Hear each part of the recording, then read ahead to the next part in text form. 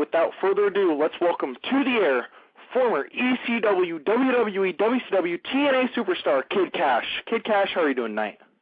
Good. How are you? Doing great, man. Looking forward to talking to you about, your full career, and of course, currently you're doing mixed martial arts. How's that going for you, man? Everything is going well. Got some good coaches and a good little team I'm training with, and just taking one day at a time and learning a lot of new stuff and practicing a lot of old stuff. So I'm enjoying every minute. That's awesome. It's nice to see another professional wrestler kind of take that turn into MMA. Of course, we've seen Bobby Lashley and Brock Lesnar take the turn into MMA, and now yourself. Who's one person that you'd like to face that's currently in either UFC or maybe Strikeforce? Well, if I was in his weight class, I'd like to fight Faber, but I'm a little heavier than him. But just watching some of his stuff last night, just admire his explosiveness, and he stays on you. That's the kind of fighter that I am. Whenever I'm doing MMA, I just keep moving and keep staying on you and stuff. So, but there's always things you need to learn. I've always I don't know. I'd like to take on that what's his name, Diego Sanchez once, and see how that goes. Now, that would actually be a tremendous fight. Of course, I've seen you in professional wrestling, and I can just imagine how you are in MMA. So, I wanted to I wanted to talk, about pretty much your whole career. And growing up, were you a professional wrestling fan? If so, who were your favorites? I was, but I wasn't like a huge fan. I mean, if it was on, I would watch it. I mean, there's probably like a span of time as a teenager. I might have watched it for like a year or two, but it wasn't like very religiously, If I was at home at the time, then I would watch it. If not, then I didn't worry about it or think about it. But when I did watch it, I mean, I grew up in the 80s and stuff, so I was like Wahoo McDaniels back in the day, who wound up being the first person I ever wrestled. Then I watched the Rock and Roll Express, of course, who trained me and got me in the business.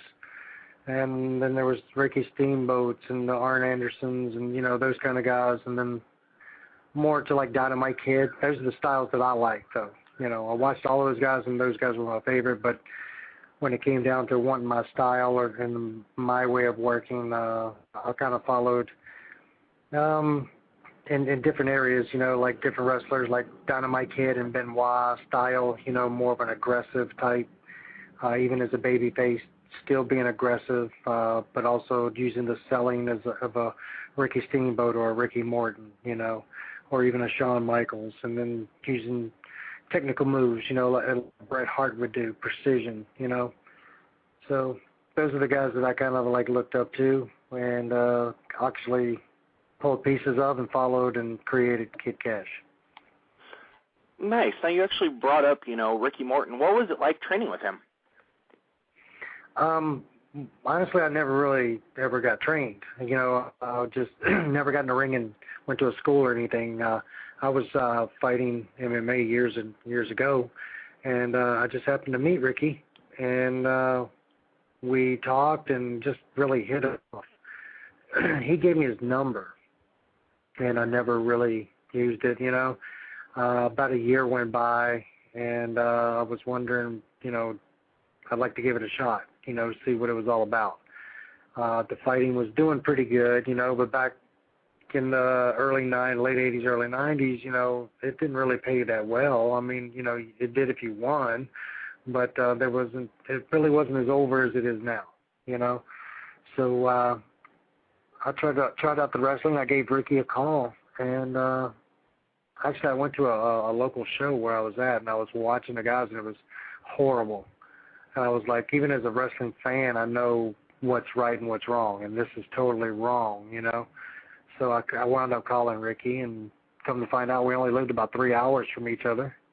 And so every Thursday I would drive down and meet up with him, and kind of went from there. Just got in the back seat, and him and Robert, him and Tracy Smothers, him and Jerry Lawler, Billy Travis, all these other guys. Every week it was always somebody new, and I just sit back and listen to them. I watched their matches. I sold their gimmicks, their merchandise, carried their bags, just did all of that. And they would quiz me, ask me questions, that kind of stuff, ask me if I was paying attention to this and paying attention to that. And sometimes before a show, we would get in and they would show me a few lock-up holds and, just little things like that. But then one night I was just put on the spot, and I learned how to wrestle really technically in one night. Was just filling a spot and wrestling Wahoo McDaniels. And, man, that basically, it totally changed my life, It totally changed my life. It really did. He beat the ever-living hell out of me, and he broke my ankle, with a spinning toe hold. But it just taught me so much. Even though it was a bad experience, it wound up being a good experience. Definitely. That sounds like a match that I would want to see. Now, you brought up, of course, you paid your dues the old school way. What do you think of the way that people are trained nowadays, how they're just kind of pushed in a school and pushed out of a school right onto the scene? Yeah, well, there's on the independent level, you're basically opening. I don't know. I don't understand it myself. If you've never been anywhere or been to the top of anything, I mean, I really don't see how you can open up a wrestling school, And basically, that's just a way for promoters who have wrestling schools and they promote wrestling shows to get out of, like a lot of overhead. Mm-hmm. Train the guys, put them over on their shows, make them that, and then never pay them, But you'll see that, in their work. Believe it or not, they might be good, but nobody yet on the indies that I've found has what we call a clue. And, it's just because they don't pay their dues anymore. Back in the day, you had to be good to be on a show. If you weren't good, then you watched, And that's basically how it went. But it doesn't happen that way anymore. Too many friends, training friends, and running shows and killing the business. But if you're in WWE, you don't really fight for, a position like you used to.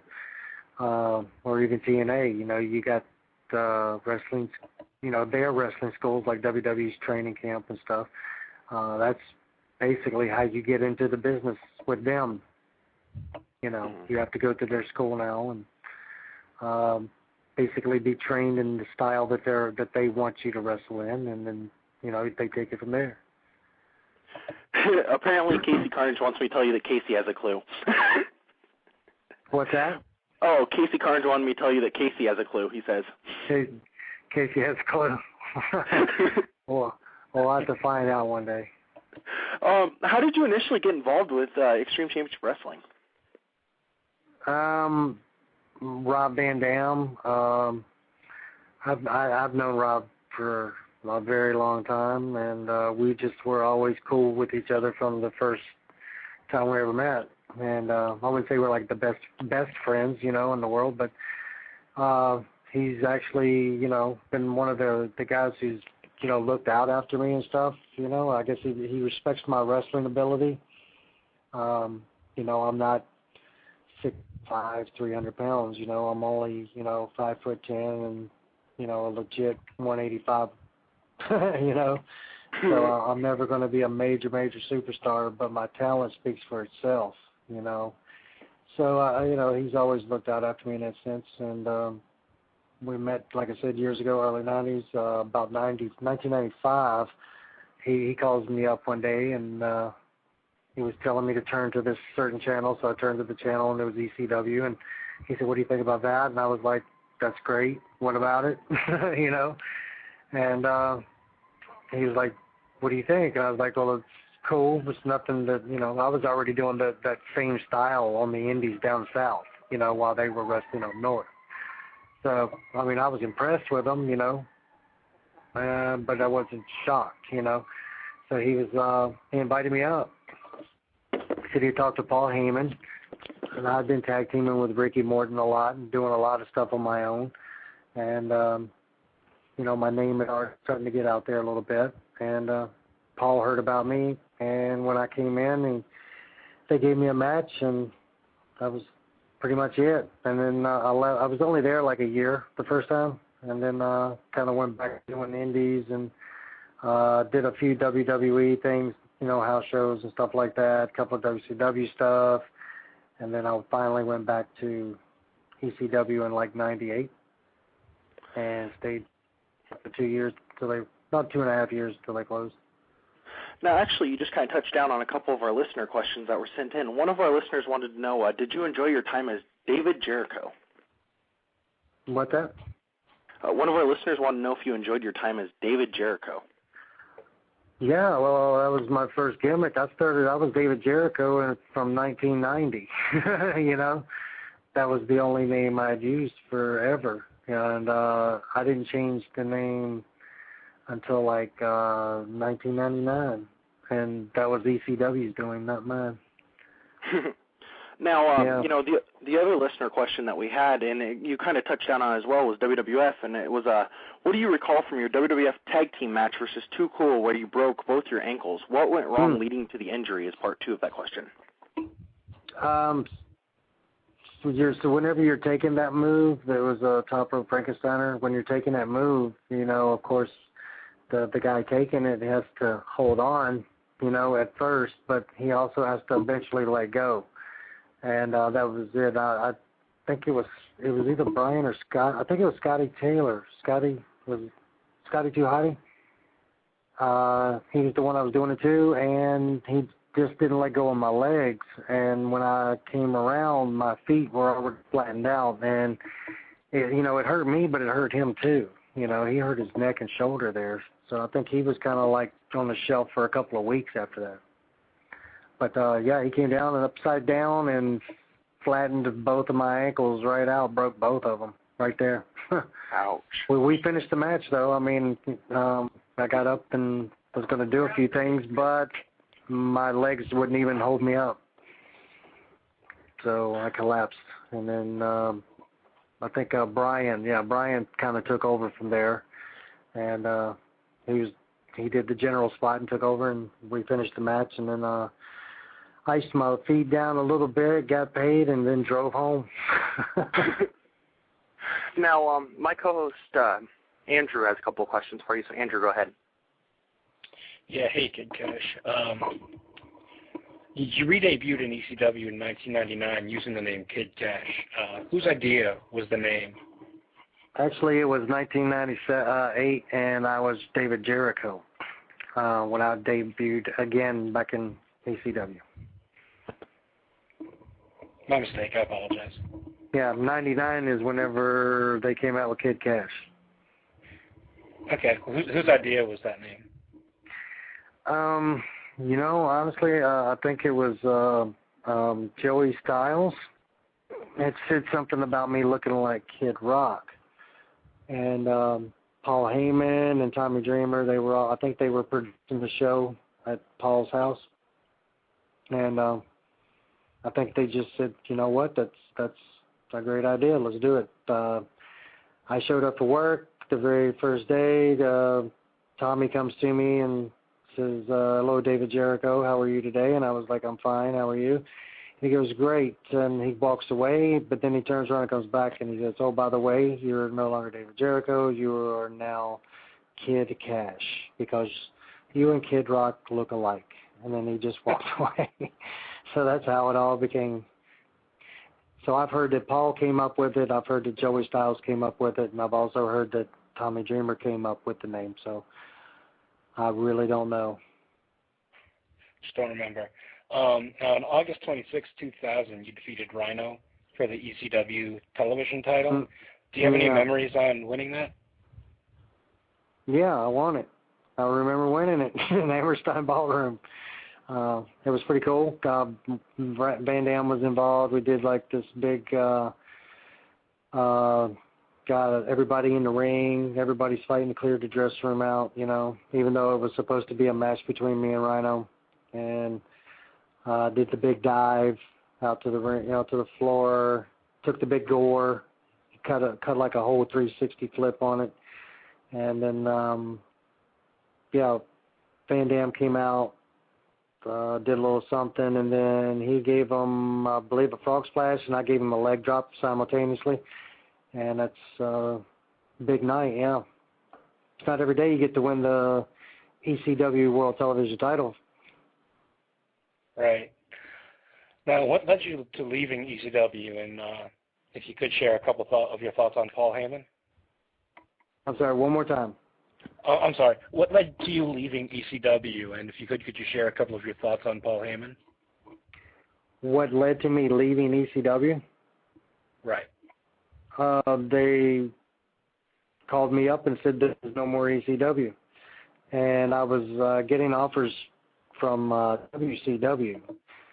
And, I mean, they called me and told me, but I did kind of leave prematurely before the word had gotten out and said that ECW was absolutely no longer, you know. Everybody was waiting it out because I was under a contract, you know, so I couldn't just get up and leave. So I contacted Paul Heyman, and Paul was like really cool about everything. I signed over any amount of money that I owed, that they owed me or anything like that. Nothing else. You know, that was it. Just signed over what they owed me on my contract because, you know, of course they were having hard times and I still had time left on my contract. So I just signed it over to Paul, and that was that. He let me go clean and free. He never screwed me over on any money. I was always paid. They treated me very well, and if it wasn't for Paul Heyman, there would not definitely be a Kid Kash. Okay, you mentioned that you went from there to going into WCW, which actually leads into my next question. You were in there for a short time before Vince McMahon and WWE bought out. I had do you have any memories from that short yeah. time? I believe it was only a week or two you were there before they got bought out. Well, that was about 2 or 3 weeks. I think it was 3 weeks. I had literally just signed with them, and I was very happy with the deal and everything, and was very content with it. And I did a couple of dark matches, and then I did a Nitro. No, it was a Thunder. I think I did a Thunder, and I got the weekly schedule for that week, and when I went home, I got a phone call from John Laurinaitis and said that just don't worry about coming down. They're only going to have a few people on the show. Something else was going on. And so I watched the show, and then come to find out that they bought the company. Then a week later, I got another call from John Laurinaitis and said he's going to work for WWE, that they wanted to keep me, but they didn't really need all of that manpower, so they wanted to renegotiate the contract. And the renegotiation was pretty, you know, I was losing a good bit of money off of what I signed for, you know, and I was losing a good bit of TV time because they wanted me to go to Cincinnati for Heartland Wrestling, and just kind of waiting until they called me. And I was, you know, talked to a couple of people about it, you know, and had an agent at the time, even had a lawyer that I kept, you know, talking to a lot, and we just discussed everything, and it just wasn't something that I was looking to go through. So I took a chance and left, and technically didn't even really need the release, but got one verbally anyway, and then I went to TNA. So in that short time that you were in WCW, you hear a lot of horror stories about the locker room atmosphere. What was it like for you? You know what? I'd already been around a little bit, and everybody already knew me. Same with WWE.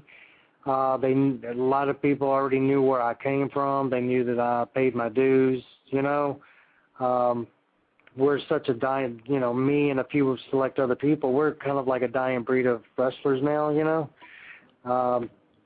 so nobody ever gave me a hard time. I saw, you know, in every dressing room you have the dickheads, you know, and the assholes. I saw the dickhead and the assholes of the WCW, you know, so just like any other dressing room, really. And, but nobody ever messed with me, so I never had any problems. Okay. You previously said that after you left WCW, you'd go into TNA. That was the next time that we saw you. Real early on, you won the X Division Championship from Sonny Siaki. What are your memories of that night and memories of working with Sonny Siaki? I remember Sonny Siaki and I are cool people, but we just don't mix in the ring. We don't flow very well. So he tries to be a different style of a wrestler than what his body, his size is. He doesn't really, he just doesn't, I don't know, we just don't have the same philosophy, so therefore sometimes it was hard to have good matches with him. But he was a good base man because I did some high flying, and he was big enough and strong enough to, really pull the move out good, make it look really good. So, he's talented. You can't take anything away from the guy. We just didn't flow. Okay, and also while you're in TNA, you won the NWA Tag Team titles with Dallas, I believe twice. What were your memories of teaming with Dallas? Did you get along with him well? Yeah, Dallas is a great kid, man. Lance, he was just ready to learn. He was young. He'd been out a little bit already out in Texas and stuff. So he knew a little bit, and I just kind of helped refine him a little bit, just try to, fine-tune him a bit. And he did very well. He always listened. He was just a great guy, and, he tried very, very hard. I like that about him. He was always thinking, always had something in his mind he wanted to try and wanted to do. But it was, he would run it by me first, and because he respects, the time and, that I put in the business and what I've done so far, So we always got along really good, honestly. He was a good kid, and I hope, I think he's in WWE now. I'm not really sure, but if he is, I think if they just be patient with him, he's definitely going to be good. They're going to have to get something out of him. Yeah, he is in WWE. He's teaming with Kurt Hawkins right now. Also with TNA, they're getting ready to do the Hardcore Justice pay-per-view. Have you been contacted? And if so, will you be appearing at that pay-per-view? I'm not sure. I don't know. You never know what's going to happen. I've talked to a few people from the office, and we're still talking, what happened with me, it's not like me coming in like anybody else, it's me, Kid Kash, and TNA, we had a little bit of a history, so it's going to have to be a little bit of talking and a little bit of understanding, before we could work together again, and I think we're on that path and on that road. But I don't know, I probably wouldn't say this soon out. When is the pay-per-view? Like August, what? August 8th. August yeah, 8th, that next weekend. Yeah, I'm sure that they probably already have that show written out by now, it's just next week. They're still actually contacting people, believe it or not. Well, I've talked to a few people, but like I said, we need to do more talking than just accepting, pay-per-views. So I take one day at a time, and if they want me to do something like that, it'd be great. If not, I still don't hold any hard feelings with anybody, and who knows? I still do my thing, I do my MMA stuff. I do a lot of European traveling, and doing seminars and all kinds of other stuff. So I'm pretty good. Well, at least on my part, I'd love to see you on the pay-per-view. I do believe we have a couple callers. If you're cool, can we go ahead and take them? Sure. All right, Andrew, go ahead and have people in. Our first caller actually says he knows you, a guy named Nathan Brooks from the North Carolina area, so I'm going to put him through. Okay. And hello, Nathan, can you hear me?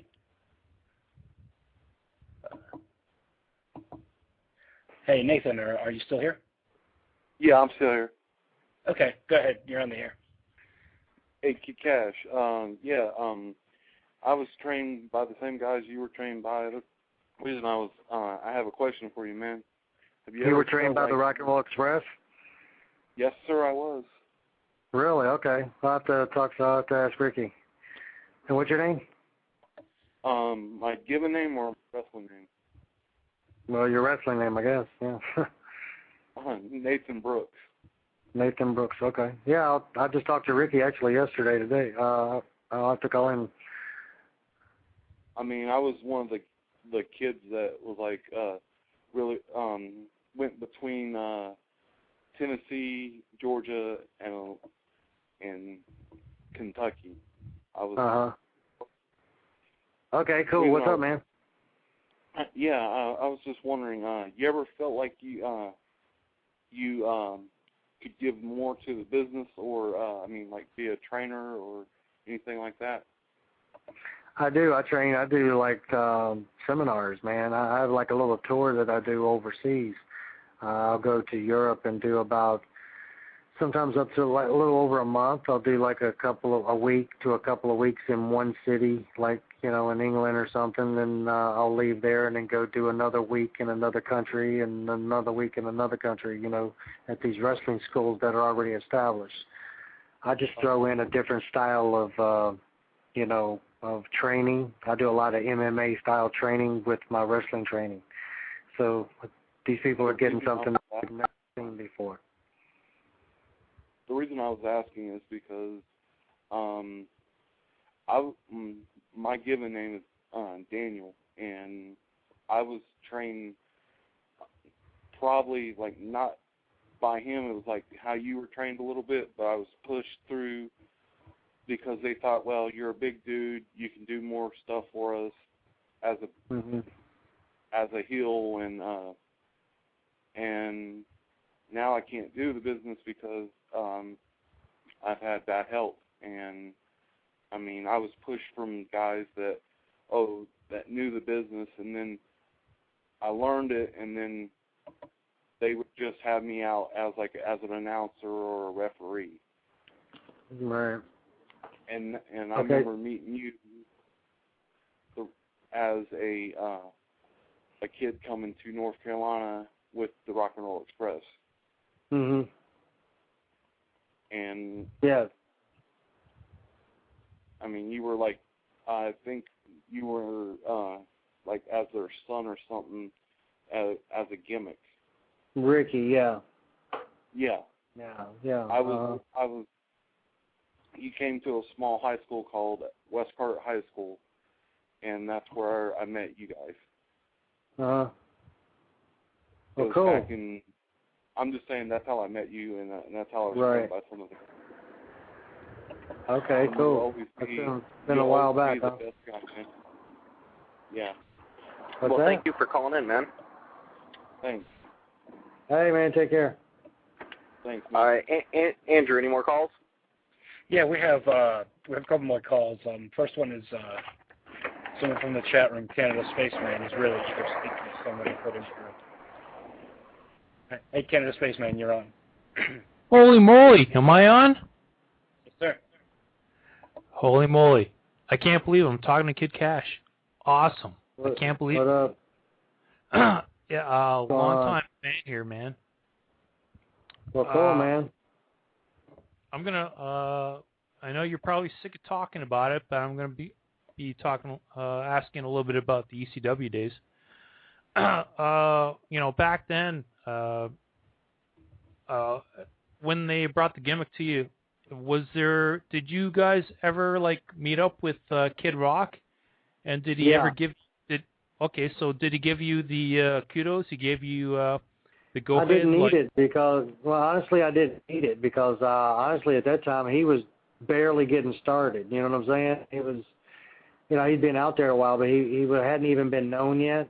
So technically, I pulled out the name before he got kind of famous. I was already on TV and all that other stuff. But yeah, we used to hang with Joe C a lot, and then through Joe C, I met him actually a few times, and he was always really nice to me.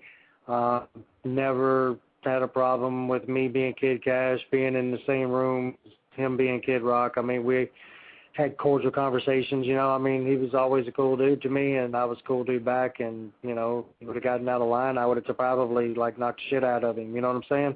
Because I didn't really know anything about him then. We just basically used the name. It's Kid Kash. My name is literally David Kash, so I can be Kid Kash if I want to be, the only difference was I had long hair. And Paul wanted me to dress like that. And then his album came out. I had Bob with a Bye on it. And that's what Paul had chose to use for my ring entrance. So the only thing I had to get any kind of anything about him that I had to get him to agree to was using the music. Because it could be a copyright, problem and stuff like that, 'cause I was using his, right. Because they would sit out, they were planning a DVD of the ring musics and stuff like that, and that would have been on it, and, I'm sure somebody would have wanted a royalty or a merchandise or something on it. But that was the only thing. Anytime I was around him, he was, hey, what's up? He called me Dave, and I called him Bob. That was it. I mean, I didn't call him Kid Rock, and he didn't call me Kid Kash. Every now and then, they'd be like, what up, Kid Kash? And I'd be like, what up, KK? KR. That's what. But it wasn't like we hung out a lot, It was only about maybe 4 or 5 times then throughout the time I was in ECW. And Joe C. hung out with him a lot. He was the dwarf that ran with him for a while. He died and stuff like that, but he was really tight with Justin Credible, Rob Van Dam, and myself, and and a few other people. So it was sort of the 420 clique, man. We were the only ones who smoked pot. So. Well, hold on a second. Were you involved in adult films with Joe C? No. I was only involved with getting high from time to time with some weed. But no, still, he would come to the show. He was a huge wrestling fan, so he would come to the shows if we were up near the Michigan area or the northern Ohio area, sometimes Chicago. And he would come hang out with us. Great guy. The first time I seen you was on ECW Hardcore TV. It's like somebody just told me, it's like, you got to see this stuff. It's like incredible. And I couldn't get it except on rabbit ears off of like a Buffalo TV station. Like I live in Canada, so it was pretty hard to get. Oh, okay. And one of the first shows I seen was you, and at the end of the show was you getting busted wide open, your mouth bloodied and everything, and the show ended with you just like you hanging off the ropes and just like getting dummied. I'm like, oh my God, what is this? And who is this guy? It's like, oh my God, this is incredible. I'm just like, this guy's taking bumps major, and he got dummied, and it's just like he's still going, and he looks like he's just about to get up, but he's getting pushed down not go any further, and it's just like it blew my mind. It's like that. It's like that was the first impression I got of him. Just like, I gotta know who this guy is. Oh, cool. Again, ECW, it would get a little. It was more rough than WCW and WWE and those kind of companies. So we expected black eyes, cracked noses, and cheekbones. I broke a lot of bones in ECW while I was there. Broke a fibula in my leg, tore my ankle a couple times, broke my jaw, broke an orbital socket, broke my nose. Broke a few bones there in ECW, man. Knocked out a tooth.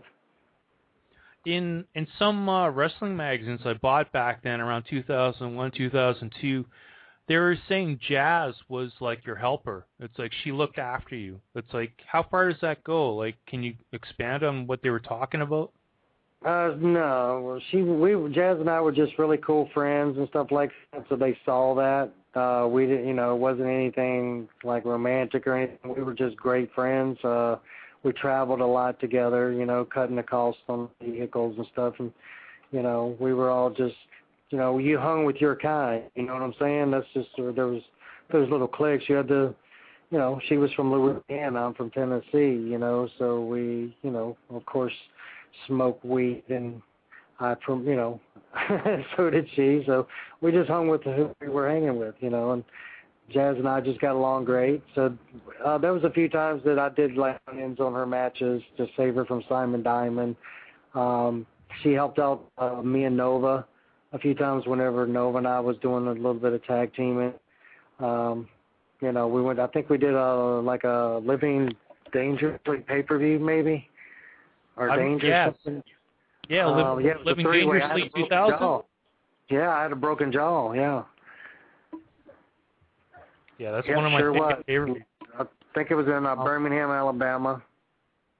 But she was in the match, you know, we doing run-ins and stuff like that on each other led up to that night, the pay-per-view. Unfortunately, I had a broken jaw with my jaw wired shut, so I had just broken it like 2 nights before up in Atlanta. Does that happen more than once?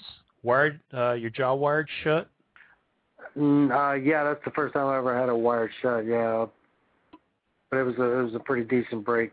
Broke on 2 sides of my face, so they had to wire it shut.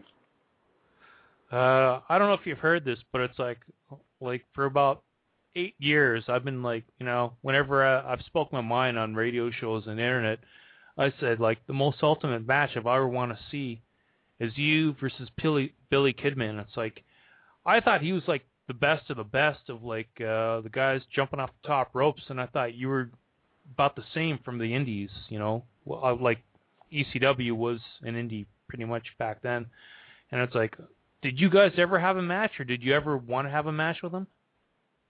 I've known Billy for years and years, and we get along great. He's a sweet guy. I've never wrestled him, and we've talked about it. We even wondered why, you know, that it's a wonder as long as both of us had been in the business that we never ran across each other and actually ever had to wrestle each other. And if you think about it, ECW wasn't really an independent there. We were actually beating WCW at one point in the ratings, and we were selling out more in the house, you know, houses on the house shows. So technically, it wasn't an indie show. We were definitely the third company. You know, I don't think anybody can deny that. But he was doing his thing in WCW, and I was doing my thing in ECW. And I don't think at the time WWE had anybody at that time. I think they had Taka Michinoku. And that's so we were like the high-flying guys of our companies, you know, which would have been a really cool thing, you know, if we'd ever would have faced off back then, when we were, you know, both kind of like the fly boys of our companies. I think it would have been a big deal. Okay, sorry, I didn't mean to insult you or nothing, you know. No, you're all right. But listen, that company, even to this day, you can't say that anybody cannot say that ECW was an independent show. Even to this day, I mean, WCW tried it, WWE tried it, and even TNA has tried it on an occasion and is going to try it again to bring back the ECW. So evidently it must have been something bigger than just an independent show that, I mean, Ring of Honor's been out there for a long time, but did they ever get the recognition or, you know what I'm saying, that the ECW got? Well, and still get. ROH comes close to getting that flavor back, but TNA's closer. But it's like if you and all the other guys Ring that of made Honor a name, will, honestly, unless Ring of Honor gets a lot of money back in it, it'll never be anything better than just a top-notch independent show. I've seen the shows, I've seen the tapes. It only fits a cult set of, you know, kind of like CW did. We had a cult following, but then it went from a cult following to a nationwide and a worldwide following. Okay, Ring of Honor is still on that cult following thing, you know. And TNA at that time when it opened up, it had a cult following. That's back when we were just doing pay-per-views once a week, every Wednesday. It got that following, it got that cult following, and then people started talking and talking. You must be a fan of Ring of Honor, and which is understandable, but you also got to remember there's about 1 billion more people in this world that don't look at Ring of Honor and doesn't look at, you know, a lot of those type of places as, you know, legit companies, really. Yeah, but the thing is, it's like your opinion, and you're a mark for the Ring of Honor, and a mark for some of this other shit. Doesn't mean the rest of the world is with you on it, you know. I know, but it's like I've loved WWF, you know, for so many years, and it's just like I got sick of it. And now I look at other stuff, and I'm like, wow, this is what I remember what wrestling is supposed to be. Well, I've watched it too, and honestly, I would, even though I don't really watch wrestling that much anymore, I haven't for years, I would much rather watch WWE before I would watch Ring of Honor. Ring of Honor has absolutely no psychology whatsoever. has not an ounce of story to it at all. Only thing it is move for move for move for move. That is not impressive. What's impressive to me is to go out and do 2 or 3 high-flying moves and make them actually mean something, okay? And don't finish with a move that is less intense as the moves that you were doing and kicking out of. Okay, yes, I've heard that before, that Ring of Honor is called Spot Fest. That is all it is. I mean, I respect people who get up in the ring. It takes balls to do what we do, okay? It does. Well, you've been known to be... There are a lot of people who can just do a move but actually have no talent. Do you understand that? Yes, but you've been known to do that too. You've been compared to Jeff Hardy. It's like you're like one of the best. I am one of the best. I've been one of the best. And honestly, think about it. If you watch the ECW from today, there's nobody that can do a couple of those moves, and they haven't even attempted to do a few of those moves that I did back in the day, okay? And you probably won't ever see it. But you didn't see me go out there and do 50 freaking moves and kick out of 100 of them. You see what I'm saying? I did 3 moves tops, and the rest of it I wrestled. See, I gave the crowd a little bit of everything, man. I gave them a little bit of story. I gave them a real fucking character, and then I also sold my ass out for them. I did arm drags. I did hip tosses, you know, other than just doing fucking power bombs off the top ropes into a hurricanrana, out of the ring, over the top ropes, duck this clothesline, duck that clothesline, drop down. You know, I didn't do that, man. I put a pace to the match. I made sense to the match, and I gave something for the crowd to fucking cheer for, you know, as far as high flying on top of it. I gave them a full down match, dude. So, no, I didn't do what they do. Okay, I got to go, but last question. You bulked up a lot after ECW and before you joined WWF, WWP. Do you recommend weight gain powders, shake powders? I recommend anything that's going to give you what you want. Okay, thanks. Okay. Cheers. All right, mate. Okay, thank you. Anyway, sorry about that. I have a couple more questions, then we have one last caller. You know, I want to talk a little bit about WWE with you, since of course you left TNA and then went into WWE. Right. Of course, you know, you actually did the debut at the ECW One Night Stand, where you actually were one of the many run-ins during the event. What are your memories of that night? I remember that night just being a total clusterfuck. As far as, you know, being told what we were originally going to do to what we wound up doing. You know, I was actually supposed to wrestle Stevie Richards in I think it was him and I did a match a long time ago in November to Remember, and we really tore the house down, so they wanted another one of those. We wound up working each other, then it went to like a 20-minute match, then it went down to a 15-minute match, a 5-minute match, and then it wound up being just me running out, diving off the ropes like I did when I won the TV title. They wanted that last memory kind of thing, you know. Wow. Yeah. So and Vince McMahon was not supposed to even be there. It was supposed to be completely run by Paul Heyman and Tommy Dreamer and Van Dam and a few others from the original crew. But Vince showed up.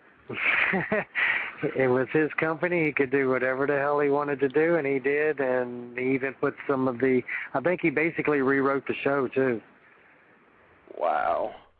I've never heard that before. Doesn't surprise me. Now, what are your memories of your feud with the Mexicals? I've known those guys for years. I always had a good time with them. Super Crazy is a very sweet guy. Known him for years. Psychosis, same way. I mean, Psychosis and I have had some really, really great matches from even down in Mexico to ECW to WWE to even some indies. And with Super Crazy the same way. Wrestled him in Puerto Rico a bunch, a few times in Mexico, a lot in ECW. and a lot in WWE, and I've never had a bad match with any of them. Now, for a while, you and Jamie Noble were known as the Pitbulls. Whose idea was that, and were you against it or all for it? Honestly, the name, I was against it originally, honestly, but it was making me money at the time. So, you know, of course, a little discretion there with Gary Wolf and the original Pitbulls from ECW, but that was the ECW Pitbulls, and we were the WWE Pitbulls. I think there was a discrepancy with the name, who owned the name, and the reason it came about is I was actually the Cruiserweight champion, and they put us in a three-way one night. I think it was, God, who was it? I think it was Paul London, me, and Jamie. And actually, it was a four-way. It was Paul London, Brian Kendrick, and me and Jamie. This is before me and Jamie even tagged. But Jamie and I were a lot alike. We were, you know, our styles are a lot alike. I just do more high flying, and he does a lot more technical type of wrestling. But we're both very aggressive. I like it aggressive. Anybody who wrestles me, I tell them to lay it in. I mean, because I'm definitely going to lay it in on you, you know. And but I'm not trying to kill anybody. I just get out there and do my thing. I like it rough. I mean, I always have, and I think I sell it a lot more. And I think if you're getting it rough, you sell it better, you know. So you can make it more believable too, you know. So I would agree with you. Yeah.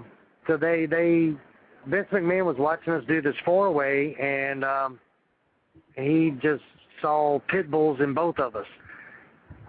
So when we were done with the match, I was standing in the back talking to Jamie, and very seldom Vince McMahon ever gets up from his seat from watching the monitor. When the show is going, he doesn't move, you know. But he got up, him and John Laurinaitis came to the back and stopped us walking down the hallway talking and said, guys, he goes, when I watch you two, I see two dogs. He goes, two pit bulls, two Dobermans. You know, he goes, you guys are just vicious. And he goes, and that's what I like to see. He goes, if you don't mind, he goes, would there be a problem, you know, if we take the Cruiserweight title off of you? And I was like, absolutely not. And he was like, would you be, you know, I want you two guys to tag team. So that's how we did it. Nice. And we were a tag team from that moment on, actually. I lost the belt like 2 weeks later. Yep, that was about it, yeah. Nice. Now, you know, I just have one more question for you before I go ahead and kick it over to our next caller. And that's, do you have any ribs or road stories you can share with our listeners? Any ribs or road stories? Yes. I wasn't in the car, but I was in the car behind the car because it kind of got on our car and stuff. But anyway, back in the day, nowadays Taz is a really cool dude. He is, you know, he's much more laid back than he used to be. But back in the day, Taz tended to be a little pissy. You know, he would get a little bit of, you know, pissy on people, man. He would just, you know, just always bitching and griping and shit, right?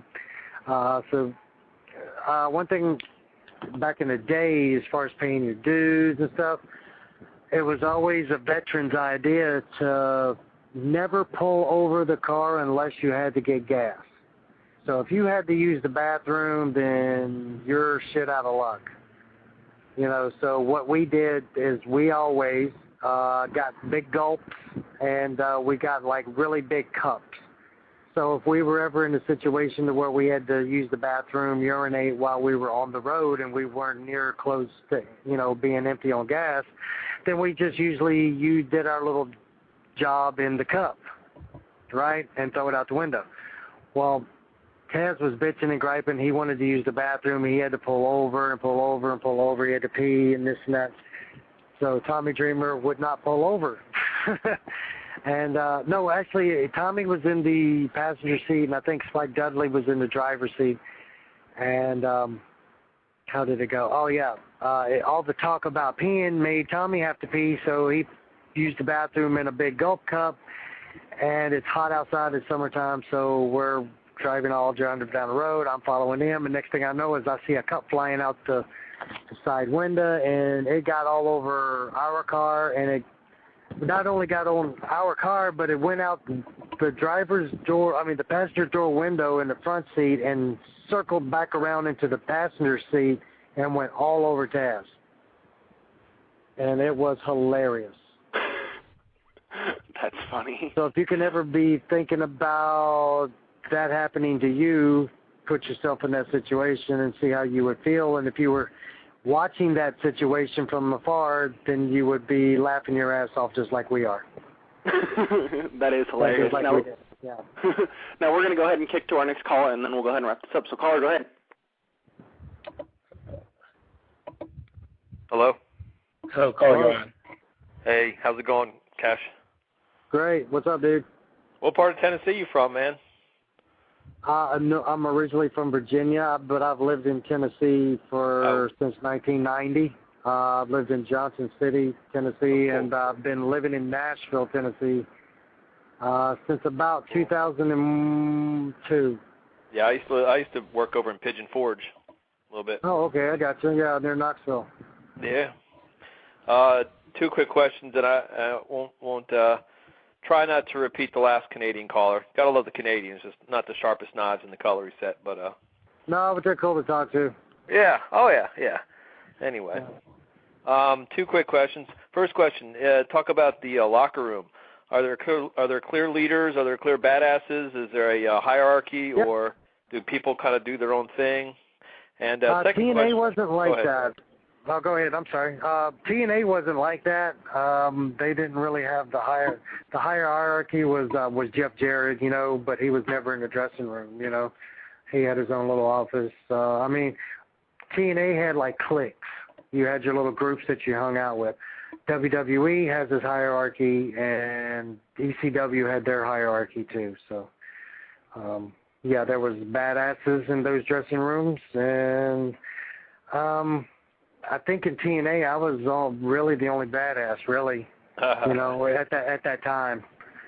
Cool.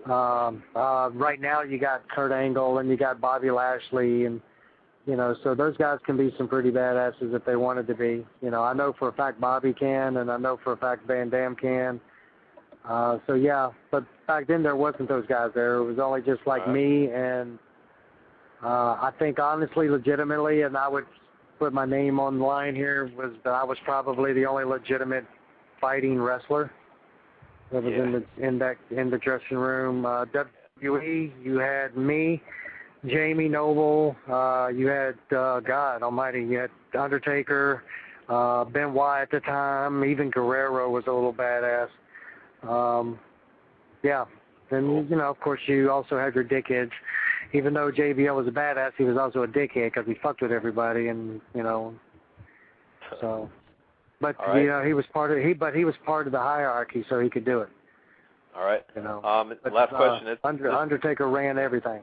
That's what I hear. Last question. This has been a great show, guys. Awesome show.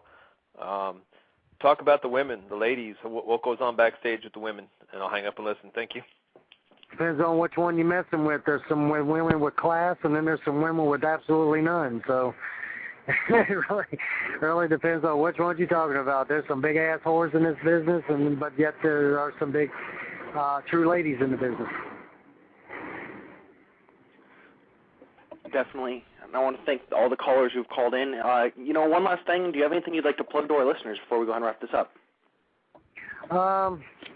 Oh, well, I'm always plugging something anyway. I'm just,